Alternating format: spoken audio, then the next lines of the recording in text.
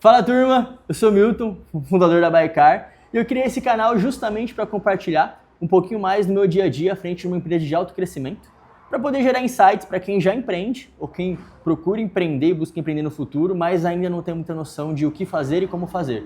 Eu tenho certeza que eu vou poder gerar bons insights para vocês e várias lições no meu dia a dia aqui de coisas que vocês não vão ver em nenhum outro lugar na internet. Então, se você ainda não se inscreveu, já aproveita e se inscreve no canal para não perder nenhum conteúdo. Ative as notificações e comenta aqui nesse vídeo o que a gente poderia estar falando de conteúdos que pode te ajudar no seu dia a dia também. Seja bem-vindo ao canal, Marçal. Espero te ver muito por aqui. Boa, vamos nessa. Bom, galera, vai ser um prazerzão contar um pouquinho mais da história contábil da Baikar, por assim dizer. A gente seguiu a trajetória do que a maioria do empresariado brasileiro aqui, quando atinge uma empresa de médio e grande porte, que é passar pelos 3 grandes regimes tributários do Brasil. Começando ali pelo Simples Nacional, que na minha opinião, o Simples ele não tem muita coisa. Quando você é MEI, você pode até pensar, pô, isso aqui é muito bom, me gera uma guia DAS ali, todo dia 20 eu pago. Ela varia dos seus R$ 78 a R$ 85, dependendo do que você faz, né? Tal do CNAE, Cadastro Nacional de Exercício e Atividade. Mas depois que você atinge os 81 mil de faturamento no ano, você desenquadra. Só uma observação, você pode chegar até 97.200, que é 20% acima desses 81 mil, que você também vai desenquadrar. Só que a diferença é quando tem uma particularidade nesse momento do desenquadramento. Vale a pena se aprofundar um pouco mais nesse ponto. Eu acho que é uma coisa que pouca gente salienta na história, né, do Simples, e como que um MEI acaba desenquadrando para ME, que é microempreendedor, por extrapolar essa emissão de nota fiscal. E a Baikar também começou no Simples Nacional. Eu me lembro que a gente ficava mensurando o faturamento, ou seja, as notas fiscais emitidas nos últimos 12 meses, porque a nossa alíquota de imposto no Simples, ela flutua um pouco e ela vai ser proporcional à quantidade de nota fiscal que você emite nos últimos 12 meses. Tem um redutor de alíquota, dependendo do quanto você emite, mas ela flutua, não é algo definido. Só que à medida que a gente foi evoluindo, lá no final de 24... Tem uma particularidade aí também de quando a gente estava no Simples, que a gente usava um detalhezinho que chama fator R. Foi. Que a gente, se você gastar mais de 28% do faturamento da empresa com folha ou prolabore dos sócios, você consegue sair do anexo 5, que era o do nosso CNAE, para o anexo 3. Isso te dá uma redução tributária significativa. Então a gente ficou usando o fator R um bom tempo, né? Os gastos que a gente fazia, vários deles eram no meu cartão de crédito, né? E aí isso era considerado como prolabore para mim, e a gente reduzia por mais da metade aí a nossa tributação, até que chegou uma hora que a gente teve que se profissionalizar mais e parar de fazer isso. Eu lembro muito bem que começo de Baikar, né, turma? Imagina que a gente bateu na porta de grandes bancos do varejo brasileiro aí, e a galera olhou para Baikar e falou, o quê, velho? Eu não vou me expor ao risco de fornecer crédito a uma empresa que está começando. E aí o tempo que a gente teve que bater na porta de algumas fintechs aí, para aí sim conseguir crédito em cartão. Até esse momento a gente já usava cartão de crédito, a gente rodava muita coisa nos cartões PFs do Milton, até a gente conseguir de fato crédito no mercado e poder apartar. Mas foi nesse finalzinho do Simples ali, como o Milton bem pontuou, a gente usava o fator R para que 28% de todo o lucro que a gente fazia na Baikar ali era direcionado para o sócio que estava em contrato social, e isso tinha um efeito redutor de anexo. Vale a pena a gente conferir um pouco mais isso, porque dependendo da sua estrutura, se ela te permitir usar esse fator R, você acaba trafegando do anexo 5 para o anexo 3. Isso faz uma redução de alíquota efetiva de imposto. Pois bem, a gente foi crescendo e aí a gente sentiu a necessidade de melhorar um pouco o nosso controle financeiro, tal da governança. Foi aí quando a gente começou a trabalhar com o primeiro escritório de contabilidade, que de fato era uma empresa dedicada a CNPJs e não uma plataforma que atendia todos os meses. Lembra disso? Lembro, só não era bom, mas eu lembro. Foi. Cara, isso é uma dor absurda. Conversando até com outros empresários no Brasil, contabilidade, na maioria das vezes, ela é um ponto onde a galera tem desconfiança ou desconforto. Nunca é uma prestação de serviço que a galera está 100% satisfeita com o que faz. Eu acho que muito por conta de 2 coisas. Uma, desconhecimento do empresariado, não é uma coisa muito clara de opções, o que pode ser feito com dinheiro ou não. E segundo, que eu já conversei com as pessoas e eu sei que a minha alíquota pode ser menor. E aí o empresário acaba tendo que brigar ou confrontar a contabilidade porque ele quer pagar menos imposto como todo mundo quer. Tá? E tem outro detalhe também. Normalmente o escritório contábil tem um contador atendendo inúmeros Numas empresas, né, com particularidades específicas, e é muito difícil esse contador entrar no detalhe para, de fato, fazer uma consultoria de como você consegue melhorar a sua empresa contabilmente e, de fato, criar dinheiro ali. Então, o que normalmente a contabilidade faz é muito olhar imposto de renda, guias de impostos, emitir notas, esse tipo de coisa. Então, normalmente, se você economiza muito no escritório, naturalmente ele vai botar um contador para atender muita gente e não vai conseguir te dar muita atenção. Perfeito. Então, é o famoso barato que sai caro. E a gente custou um pouquinho para aprender isso, mas aprendemos. Não, total. E eu percebi muito isso, porque quando a gente deixou de ser, digamos assim, assessorado por uma plataforma de contabilidade, passou a ser pelo escritório, ainda não estava no estado que deveria estar, mas já melhorou um pouco no nível de controle que a gente tinha.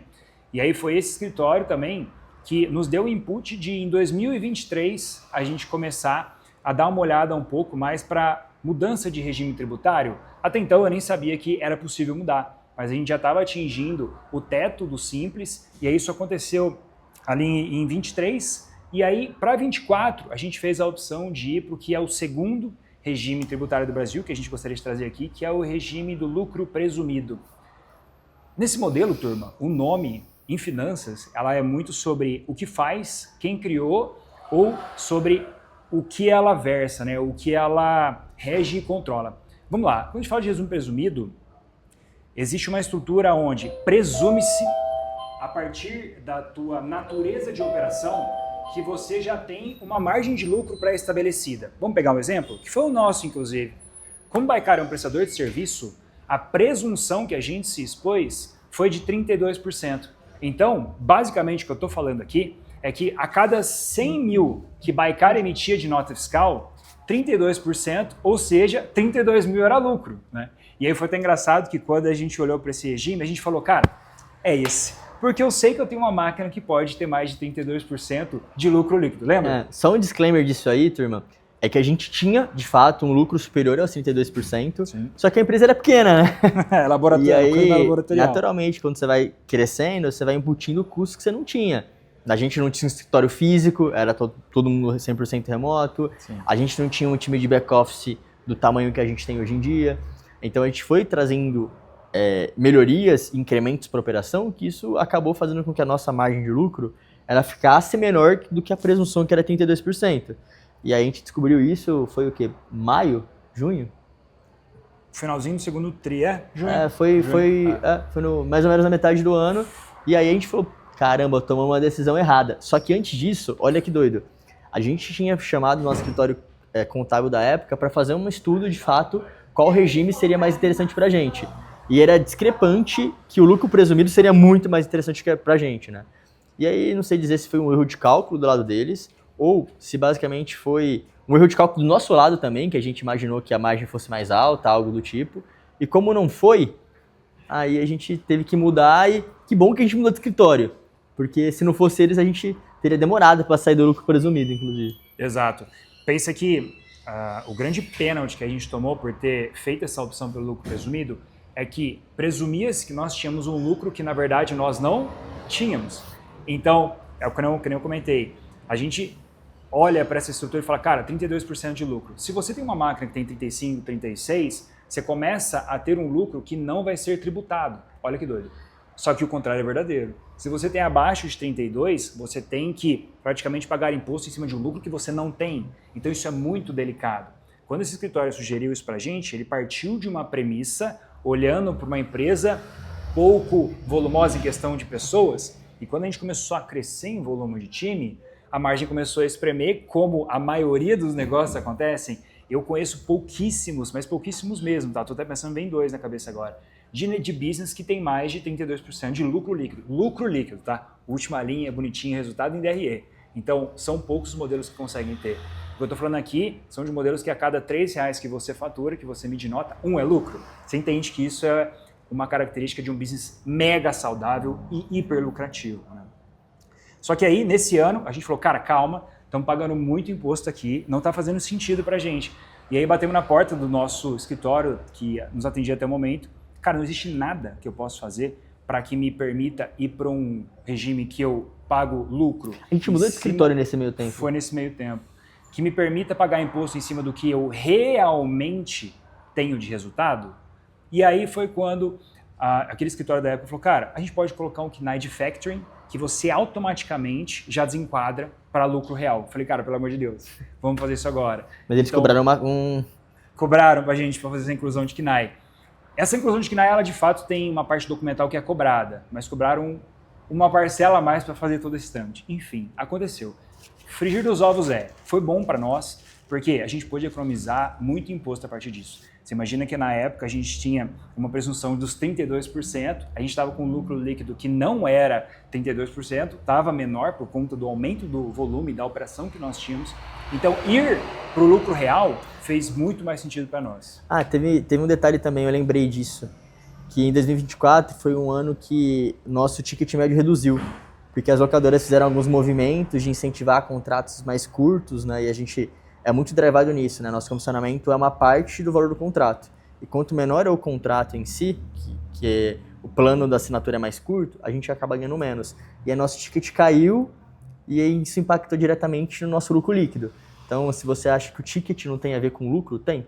Às vezes, se diminuir o seu ticket médio 20%, o seu lucro vai descer 5%, 2%, 3%. Então, isso colaborou para a gente não chegar nos 32%. Total. Lembro disso mesmo, verdade. Foi muito isso, cara. E é engraçado, né? Eu sempre falo aqui para a turma que a gente nunca evolui sorrindo, né? E nesse contexto financeiro e contábil da Baikar foi muito disso também. Porque jogar o jogo agora do lucro real exigiu uma organização de gente grande. Então, o que no presumido era uma única DARF, que é o documento de arrecadação da Receita Federal, a gente pagava todo dia 25, 30 do mês, agora, já que estávamos no lucro real, a gente desmembrou um documento em 5 documentos, 5 alíquotas de imposto. Então, já se abria para a gente umas obrigações acessórias que até então a gente não tinha. E, quando você olha para o fluxo de caixa, exigiu também uma organização do nosso lado. Porque agora eu tinha uma alíquota que vencia e vence, porque até hoje estamos no lucro real, todo dia 9.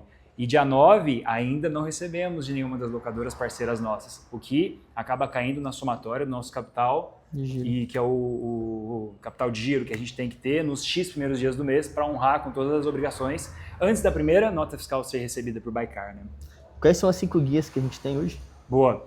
Hoje, Baikar, pela natureza de prestação de serviço, a gente tem o ISS, que é o Imposto sobre Serviço. Esse tributo ele é municipal, pelo menos até o final de 2026. E hoje, Baikar tem um KNAI, tem um CNPJ registrado em Barueri, então a gente paga 2% em cima de nota fiscal emitida. Não dá para reduzir essa alíquota, tá? Ela é na cabeça, sem choro nem vela.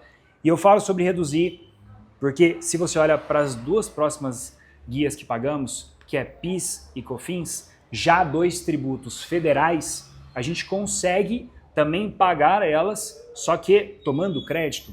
Então, aí que eu acho que devo chamar a atenção de todo mundo que nos deu a confiança para estar aqui acompanhando esse vídeo, que é, tente ter uma governança, um acompanhamento, uma centralização de nota fiscal muito acurada, porque tudo que for custo da sua operação, você consegue tomar isso em crédito de PIS e COFINS.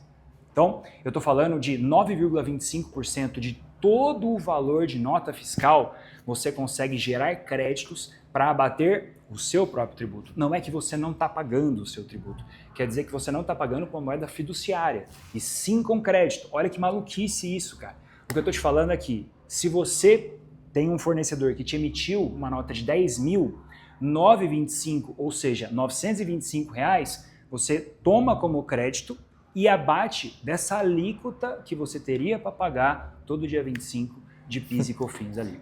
Por isso que o Marcel ficou o maluco da nota fiscal. Foi. A gente não compra mais cafezinho na padaria sem nota fiscal, meu querido.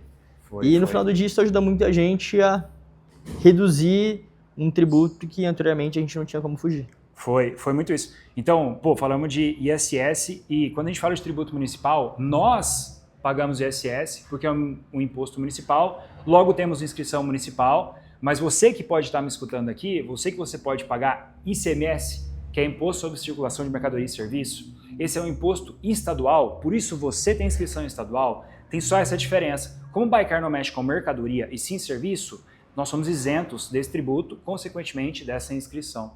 Só que então falamos de três alíquotas aqui, né? ISS, PIS e COFINS. Agora tem as duas que são as mais famosas, que acompanham você desde o Simples. Marçal, mentira, no Simples eu pago a DAS. Sim, mas ela está embutida lá. No presumido, mesma coisa. Que é a tal da contribuição social sobre lucro líquido e o imposto de renda sobre pessoa jurídica. Quando você olha para essas duas alíquotas, juntas, elas vão representar 34% de todo o seu resultado ajustado. Tá? Calma, vamos junto.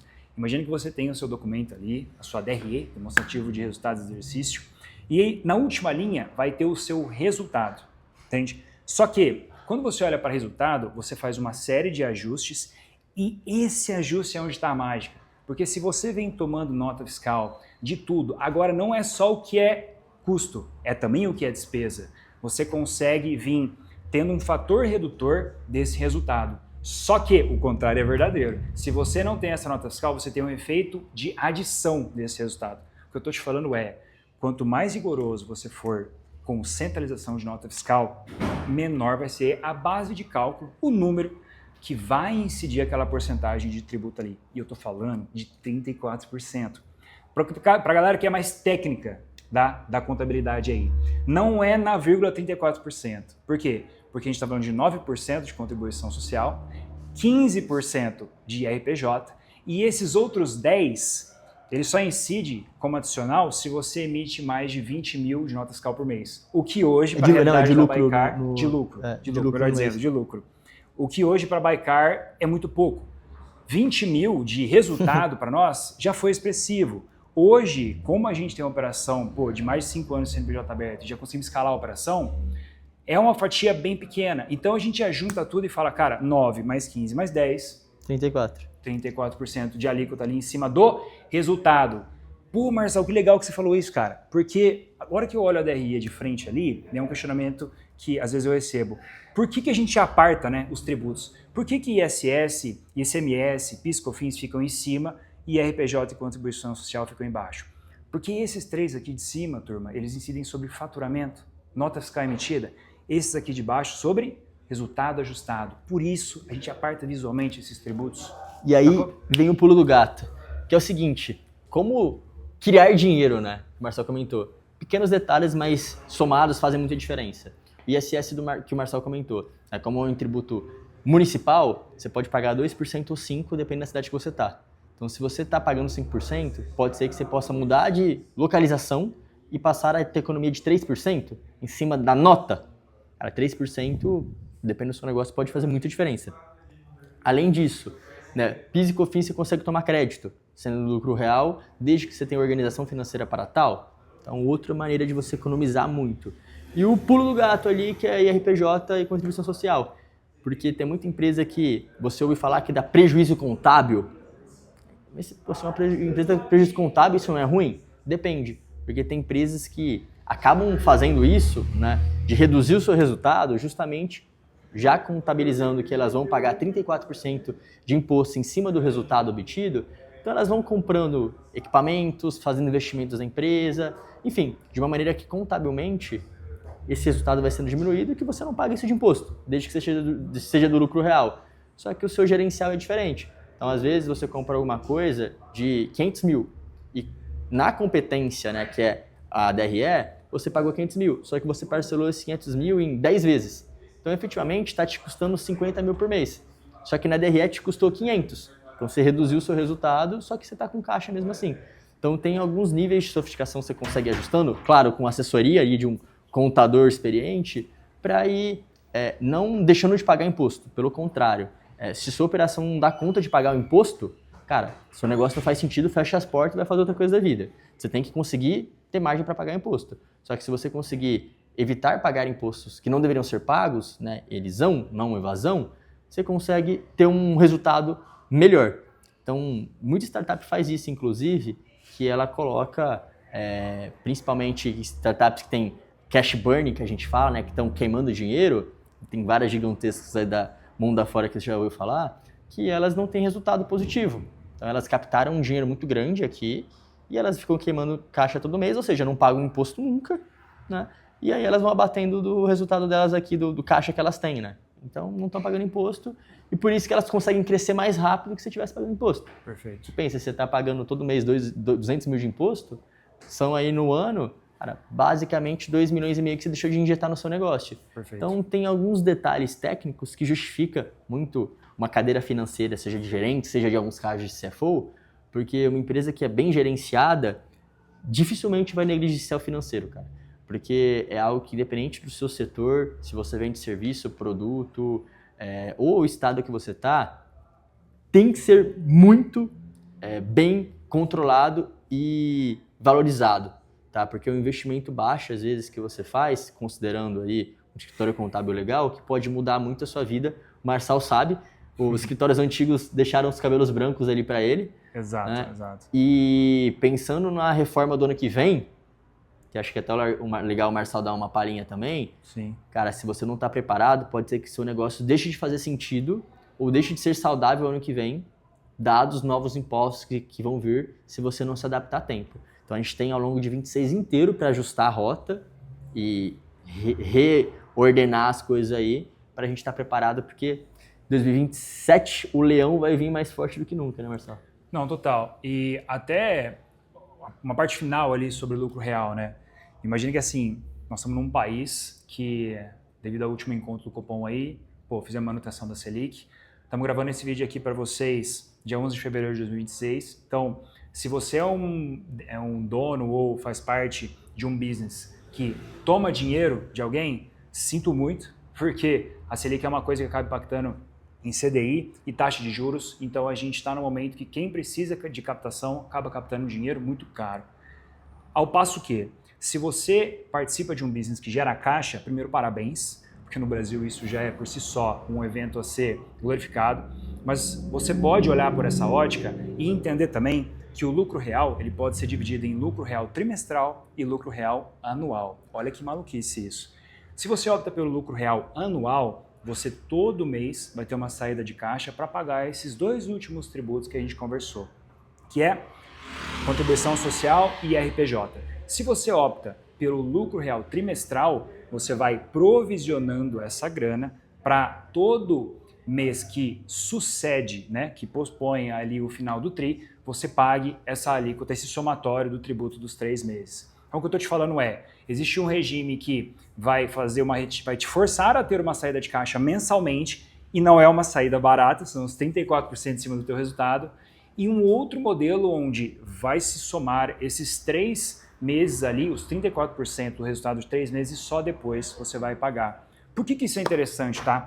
Porque se você entendeu o meu gancho da Selic, você sabe que num tesouro direto da vida, numa renda fixa no geral, você agora está fazendo 1% de resultado já livre de imposto de renda ao mês. Então, o que eu estou te falando é que você pode rentabilizar 3% de todo esse dinheiro que você não está pagando mês a mês, e sim no final do TRI, para aí sim ter esse desembolso. Isso é uma coisa bem interessante, tá?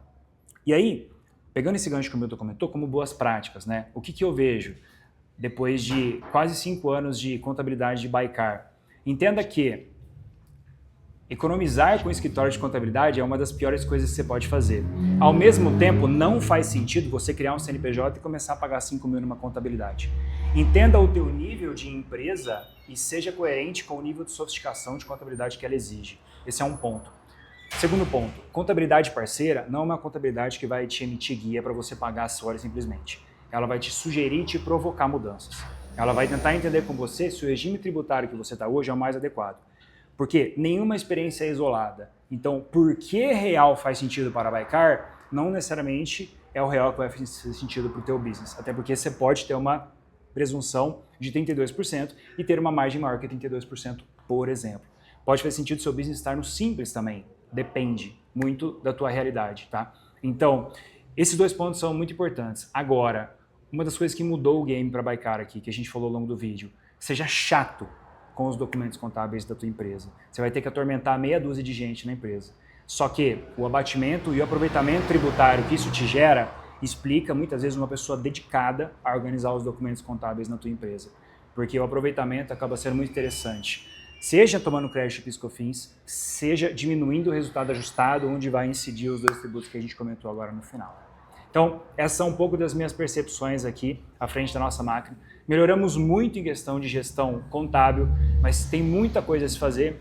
Agora, uma chamada que eu acho que faz sentido para todo mundo. Eu converso com muitas pessoas que estão à frente de frentes contábeis, seja a galera dos escritórios que a gente trabalhou ou pessoas que também empreendem. A maioria dos business paga mais imposto do que deveria estar pagando. Seja porque tem desconhecimento, seja porque não entende como pode fazer de fato a elisão fiscal, tomando esses créditos ou ajustando melhor o que é o teu resultado em DRE.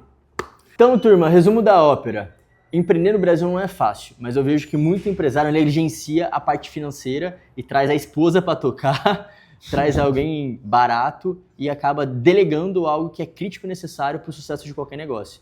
Então, o empresário que não conhece de finanças, me desculpa, vocês estão erradíssimos. Então, para mim foi um game changer ter conhecido mais. Não sou contador, longe disso, mas fui sentar a bunda na cadeia, estudar tributo, imposto, estudar mais contabilidade para também não ser tapeado facilmente por qualquer contador Zé Ruela da vida. Então, estude isso. E até um exemplo legal que a gente até investiu para toda a liderança da BAE, a gente comprou um curso do BTC sobre financeiro, né? Finanças corporativas. Estratégia de finanças. Porque qualquer diretor que se preze também entende sobre finanças, porque no final do dia uma empresa é feita para dar lucro. E se você está tomando ações ou tendo, de fato, iniciativas que não estão te gerando lucro, cara, talvez elas não deveriam acontecer. Então, tenta pensar nisso, olha com carinho nesse cenário, porque provavelmente pode te ajudar e ser crítico e determinante no sucesso da sua empresa, igual foi para a BAE. Que eu vejo que agora a gente está muito mais preparado para crescer, para franquear, para ter N outras pessoas aqui dentro, porque se você tem algo que não é tão sólido assim, quando você cresce, a chance de desmoronar é muito maior. Então a gente foi crescendo, quase dobrando, basicamente dobrando todos os anos, mas nesses anos a gente foi melhorando nossa sofisticação estrutural justamente para comportar o crescimento que a gente quer ter. Porque esse ano a gente vai faturar 30 milhões, se a gente estivesse pagando o imposto que a gente pagava na época que a gente era do lucro presumido, ia ser, cara, muito diferente do cenário atual. Então é um pontinho aí que pode com certeza te fazer criar dinheiro e ser muito mais eficiente. Bom, vamos combinar assim então. Se de tudo que você escutou aqui, alguma coisa te engrandeceu, te acrescentou, deixa aqui o teu like e o teu comentário. Se todo esse arsenal de informação gerou em você mais dúvida ou, seria interessante se vocês fizessem um vídeo especificamente sobre tal tema, deixa nos comentários aqui também, a gente pode se organizar para gerar esse conteúdo. Lembra que se eu, de alguma forma, conseguir transmitir algum conteúdo que é útil para você, a única coisa que eu te peço, se fizer sentido e for conveniente, é o teu like aqui. Acho que é uma troca justa e nos ajuda a crescer. E assim como chegamos em você, chegar em mais pessoas que precisam cada vez mais de instrução. Na minha humilde opinião, o Brasil é um país muito mal instruído, financeiramente falando, e esse é um conhecimento que muitas vezes pode fazer algum CNPJ existir ou não. Tá joia? Muito obrigado, valeu pela confiança e até a próxima.